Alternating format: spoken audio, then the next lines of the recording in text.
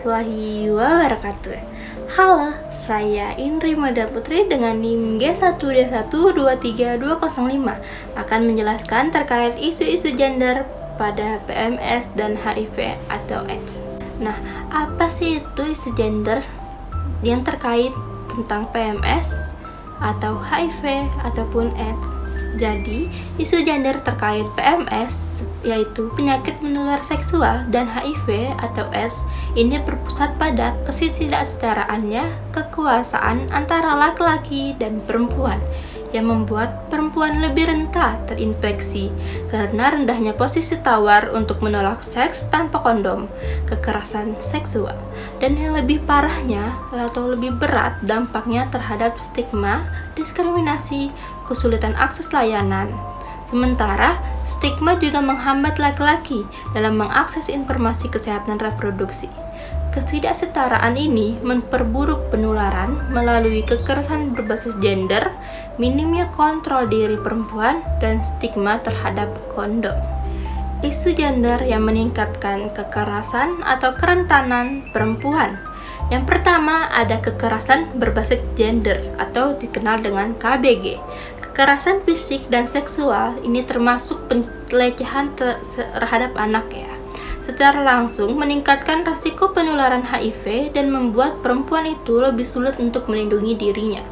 Yang kedua, posisi tawar rendah.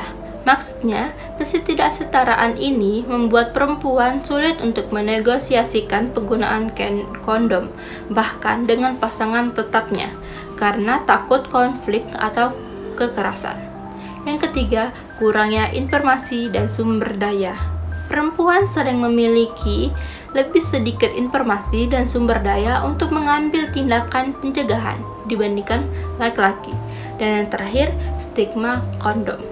Membawa kondom dapat melabeli perempuan atau mencap perempuan itu sebagai pekerja seks atau nakal, sehingga dapat menghambat pencegahan.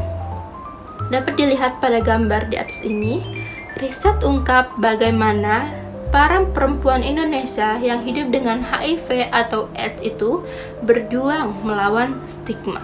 Stigma dan diskriminasi lebih berat. Perempuan yang hidup dengan HIV atau AIDS sering mengalami stigma yang lebih parah, sehingga mempengaruhi kehidupan sosial dan ekonomi mereka. Terus juga perawatan prioritas. Perempuan sering mendahulukan perawatan suami atau anaknya sehingga menunda perawatan diri sendiri yang dapat memperburuk atau diperburuk oleh ketimpangan gender.